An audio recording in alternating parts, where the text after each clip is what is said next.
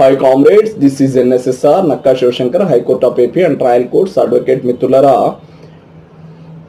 Today we will deal about limitations of the cases గురించి మనం deal చేద్దాం. అంటే ఫర్ ఎగ్జాంపుల్ ప్రతి సూట్కి కూడా ఏ సూట్ అయినా సరే ఒక దావా మనం ఫైల్ చేసినప్పుడు కానీ లేదు క్రిమినల్ కేసుకు కూడా కొంత లిమిటేషన్ అనేది ఉంటుంది. ముఖ్యంగా మనం సివిల్ కేసెస్ మనం చూసుకున్నట్లయితే కనుక మనీ సూట్స్ అంటే ప్రామిసరీ నోట్ సూట్స్ లాంటివి వేసినప్పుడు కూడా ఒక లిమిటేషన్ ఉంటుంది. అంటే ఒక పీరియడ్ ఆఫ్ లిమిటేషన్ దాటితే ఆ సూట్ మనం ఫైల్ చేస్తే చెల్లకుండా పోతుంది. సో అలాంటివి కొన్ని చూద్దాం. ఈరోజు మనం రికవరీ ఆఫ్ మనీ సూట్ మనం చూసినట్టు రికవరీ ఆఫ్ మనీకి సంబంధించి మనం ఏమైనా ఒక సూట్ ఫైల్ చేసినట్లయితే కనుక అంటే ఏదైతే డేట్ ఆఫ్ డిఫాల్ట్ ఉంటుందో payment due date of default ఉంటుందో ఆ డేట్ ఆఫ్ డిఫాల్ట్ పేమెంట్ నుండి మనకి 3 years లోపు మనం సూట్ ఫైల్ చేసుకోవాల్సి ఉంటుంది రికవరీ ఆఫ్ మనీ కోసం. కాంట్రాక్ట్కి సంబంధించి అంటే ప్రామిసరీ నోట్ అయితే కనుక ఫర్ ఎగ్జాంపుల్ మనకి దాని లిమిటేషన్ వచ్చేసి డేట్ ఆఫ్ ప్రామిసరీ నోట్ నుండి 3 years.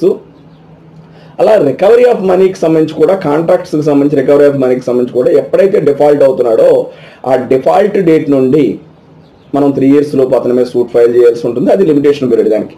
అదేవిధంగా మనం ప్రామిసరీ నోట్ వచ్చినట్లయితే కనుక ఏదైతే ప్రామిసరీ నోట్ వచ్చినట్లయితే కనుక మనం ఏదైతే డేట్ మనం ప్రామిసరీ నోట్ మీద ఫైల్ ఉంటుందో ఎపేర్ అవుతూ ఉంటుందో ఆ డేట్ని బేస్ చేసుకుని ఆ డేట్ నుండి మనం 3 years లోపు మనం సూట్ ఫైల్ చేసుకోవాల్సి ఉంటుంది. అదేవిధంగా కాంట్రాక్ట్స్కి సంబంధించి ఏదో రికవరీ ఆఫ్ మనీ ఇలాంటి సూట్స్ మనం ఫైల్ చేసినప్పుడు డేట్ ఆఫ్ డిఫాల్ట్ నుండి పేమెంట్ డేట్ ఆఫ్ డిఫాల్ట్ నుండి మనం 3 years లోపు మనం సూట్ ఫైల్ చేసుకోవాల్సి ఉంటుంది. అదేవిధంగా స్పెసిఫిక్ పెర్ఫార్మెన్స్ ఆఫ్ కాంట్రాక్ట్కి సంబంధించి కూడా మనం వెన్ పెర్ఫార్మెన్స్ ఈజ్ రిఫ్యూజ్డ్ ఎప్పుడైతే అతని పెర్ఫార్మెన్స్ వెండార్ అండ్ వెండీ అనేవి ఉంటారు కదా ఇందులో ఈ యొక్క స్పెసిఫిక్ పెర్ఫార్మెన్స్కి సంబంధించి వారి యొక్క పెర్ఫార్మెన్స్ ఎప్పుడైతే రిఫ్యూజ్ చేయబడుతుందో ఆ రిఫ్యూజ్ చేయబడినటువంటి డేట్ నుండి 3 years లోపు మనం స్పెసిఫిక్ పెర్ఫార్మెన్స్ సూట్ ఫైల్ చేయాల్సి ఉంటుంది. దీనికి సంబంధించి మనకి కాంట్రాక్ట్కి సంబంధించి అది కూడా కాంట్రాక్ట్కి సంబంధించి స్పెసిఫిక్ పెర్ఫార్మెన్స్ ఆఫ్ కాంట్రాక్ట్కి సంబంధించి.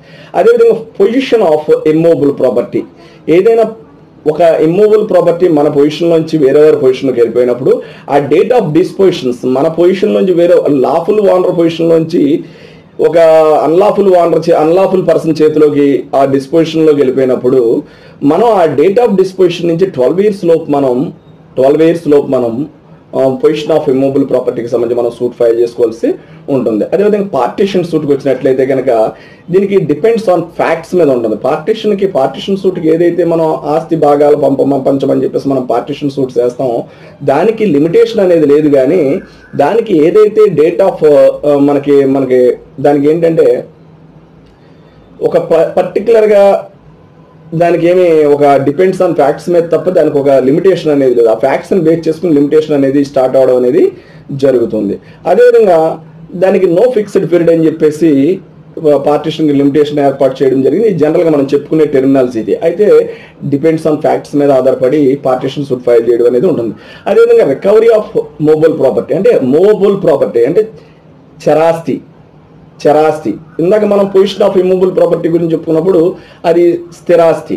చరాస్తికి సంబంధించి రికవరీ ఆఫ్ మనం మూవబుల్ ప్రాపర్టీ అంటే చరాస్తి మనం రికవరీ చేసుకోవాలనుకుంటే కనుక డేట్ ఆఫ్ రాంగ్ఫుల్ పొజిషన్ నుండి మన చరాస్తి వేరే వాళ్ళ పొజిషన్లో ఏ డేట్ నుంచి అయితే ఉంటుందో ఆ డేట్ నుంచి మొదలుకొని 3 years లోపు మనం సూట్ ఫైల్ చేసుకోవాల్సి ఉంటుంది. మనం దాన్ని రికవరీ ఆఫ్ మూవబుల్ ప్రాపర్టీకి సంబంధించి. అదేవిధంగా సూట్ ఫర్ ఇంజంక్షన్ ఉంది.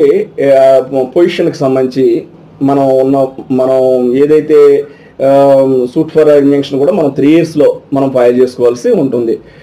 అదేవిధంగా ఎన్ఫోర్స్మెంట్ ఆఫ్ మార్టిగేజ్ కూడా మనకి from the date of default నుండి మనం 12 years లోపు మార్టిగేజ్ సూట్ ఫైల్ చేసుకోవాల్సి ఉంటుంది. 12 years లోపు మార్టిగేజ్ సూట్ ఫైల్ చేసుకోవాల్సి ఉంటుంది. అలాగే ఎగ్జిక్యూషన్ డిగ్రీకి వచ్చినట్లయితే సివిల్ సూట్కి సంబంధించి from the date of degree becomes enforceable ఏ డేట్ ఆఫ్ డిగ్రీ ఏ రోజునైతే వస్తుందో ఏ రోజు నుంచి అయితే డిగ్రీ అమల్లోకి వస్తుందో ఆ రోజు నుండి 12 years లోపు ఈపీ అనే దాన్ని ఎగ్జిక్యూషన్ ఆఫ్ డిగ్రీ అనే ఒక సివిల్ పిటిషన్ మనం దాఖలు చేసుకోవాల్సి ఉంటుంది. దాన్ని ఎగ్జిక్యూషన్ పిటిషన్ అని చెప్పేసి అంటాం, ఈపీ అంటాం.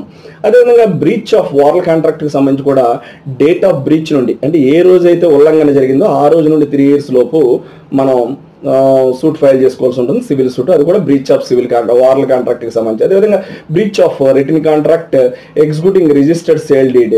ఏదైతే executing register sale deed execute అయినప్పుడు ఆ రిటన్ కాంట్రాక్ట్ వైలేట్ బ్రీచ్ జరిగినప్పుడు దాన్ని కూడా డేట్ ఆఫ్ బ్రీచ్ నుంచి, అంటే ఏ రోజైతే ఉల్లంఘన జరిగిందో ఆ రోజు నుంచి కూడా మనం 3 years లోపు breach of written contract executing register sale డీడ్కి సంబంధించి మనం 3 years లోపు, డేట్ ఆఫ్ బ్రీచ్ నుండి 3 years లోపు మనం సూట్ ఫైల్ చేసుకోవాల్సి ఉంటుంది. అదేవిధంగా breach of registered sale deed, ఏదైతే breach of registered sale deed ఏదైనా అవుతూ ఉంటుందో, ఇందాక మనం చెప్పుకున్నది ఏంటంటే రిటర్న్ కాంట్రాక్ట్కి సంబంధించి, బ్రీచ్ ఆఫ్ రిటర్న్ కాంట్రాక్ట్కి సంబంధించి ఎగ్జిక్యూటింగ్ రిజిస్టర్డ్ సేల్ డీడ్, ఒక రిటర్న్ కాంట్రాక్ట్కి సంబంధించి ఒక ఎగ్జిక్యూటింగ్ రిజిస్టర్డ్ సేల్ డీడ్ జరిగినప్పుడు అది కూడా బ్రీచ్ ఆఫ్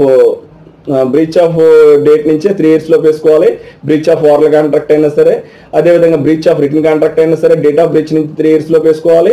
అదేవిధంగా రిజిస్టర్డ్ సేల్ డీడ్ కూడా బ్రీచ్ అయినప్పుడు దాన్ని కూడా డేట్ ఆఫ్ బ్రీచ్ నుండే మనం 3 years లో ఫైల్ చేసుకోవాల్సి ఉంటుంది. అదేవిధంగా breach of registered sale deed కూడా మనకి breach of registered sale deed ఏదైతే ఉంటుందో దానికి నుంచి డేట్ ఆఫ్ బ్రీచ్ నుంచి 12 years లోపు వేసుకోవచ్చు. మనం డేట్ ఆఫ్ బ్రీచ్ నుంచి 12 years లో వేసుకోవచ్చు. ఇక్కడ చిన్న మీకు క్లారిటీ ఇస్తాను. అంటే ఇక్కడ మనకి ఆ బుక్ లో ఇచ్చినటువంటి మెటీరియల్ ఏంటంటే బ్రీచ్ ఆఫ్ వారల్ కాంట్రాక్ట్ అయితే కనుక డేట్ ఆఫ్ బ్రీచ్ నుంచి 3 years లో వేసుకోవాలి. అలాగే breach of return contract executing registered sale డీడ్కి సంబంధించి అయితే కనుక డేట్ ఆఫ్ బ్రీచ్ నుంచి 3 years లో వేసుకోవాలి. అదేవిధంగా breach of registered sale deed అయితే కనుక డేట్ ఆఫ్ బ్రీచ్ నుండి 12 years లో వేసుకోవాలి. ఇది ఇక్కడ ఈ డిఫరెన్స్ జాగ్రత్తగా మీరు క్యాచ్ చేయండి. అదేవిధంగా suit for account by principal against agent, ఒక ప్రిన్సిపల్ అతని ఏజెంట్కి సంబంధించి ఒక సూట్ వేసినప్పుడు దానికి సంబంధించి when account demanded and refused, ఎప్పుడైతే ఏజెంట్ని ప్రిన్సిపల్ అకౌంట్ డిమాండ్ చేశాడో ఆ ఏజెంట్ ఎప్పుడైతే దాన్ని రిఫ్యూజ్ చేశాడో ఆ రిఫ్యూజ్ చేసినటువంటి డేట్ నుండి 1 year లోపు suit for account by principal against agent అని చెప్పేసి సూట్ ఫైల్ చేయాల్సి ఉంటుంది. అదేవిధంగా మాల్సియస్ ప్రాసిక్యూషన్కి సంబంధించి డేట్ ఆఫ్ ప్లెయింటిఫ్స్ ఎక్విటల్, ఏ రోజైతే ఎక్విటల్ అవుతాడో ప్లెయింటిఫ్ ఆ డేట్ నుండి 1 year లోపు మాల్సియస్ ప్రాసిక్యూషన్ జరిగినందుకు అతని మీద ఎవరైతే కంప్లైనెంట్ ఉంటాడో ఆ కంప్లైనెంట్ మీద మనం సూట్ ఫైల్ చేసుకోవచ్చు. మాల్సియస్ ప్రాసిక్యూషన్ జరిగినందుకు గాను డేట్ ఆఫ్ ప్లెయింటిఫ్స్ ఎక్విటల్ డేట్ నుండి మనం 1 year లోపు అతని మీద సూట్ ఫైల్ చేసుకోవాల్సి ఉంటుంది. అదేవిధంగా డెఫమేషన్ సూట్ కూడా వెన్ డెఫమేటరీ స్టేట్మెంట్ మేడ్, ఏ రోజైతే డెఫమేటరీ స్టేట్మెంట్ మేడ్ చేశాడో, అంటే అతను డెఫమేటరీ స్టేట్మెంట్ ఇవ్వడం జరిగిందో ఆ రోజు మొదలుకొని 1 year లోపు డెఫమేషన్ సూట్ అనేది ఫైల్ చేసుకోవాల్సి ఉంటుంది. ఇది జనరల్గా మనకు ఉన్నటువంటి మెటీరియల్ డాక్యుమెంట్ని బేస్ చేసుకుని చెప్తున్నాను. మిగతా లిమిటేషన్ యాక్ట్ని మనం ఫాలో అవ్వాల్సి ఉంటుంది ఖచ్చితంగా. యాక్ట్లో ఏది చెప్తే అదే ఫైనల్, ఇదేమి ఫైనల్ అని మీరు అనుకోవద్దు. నేను నాకున్నటువంటి స్మాల్ ఇన్ఫర్మేషన్ మీకు ఇవ్వడం జరిగింది తప్ప మీకు ఖచ్చితంగా ఇలాంటి సూట్స్ ఫైల్ చేయాల్సి వచ్చినప్పుడు ఖచ్చితంగా యాజ్ పర్ లిమిటేషన్ యాక్ట్ మీరు యాజ్ పర్ ప్రొసీజర్ మీరు ఫాలో అవ్వండి. ఇది జస్ట్ మీకు ఒక వేక్ చూపించడానికి తప్ప. 9 if you have any problem please contact 9885 9095 9.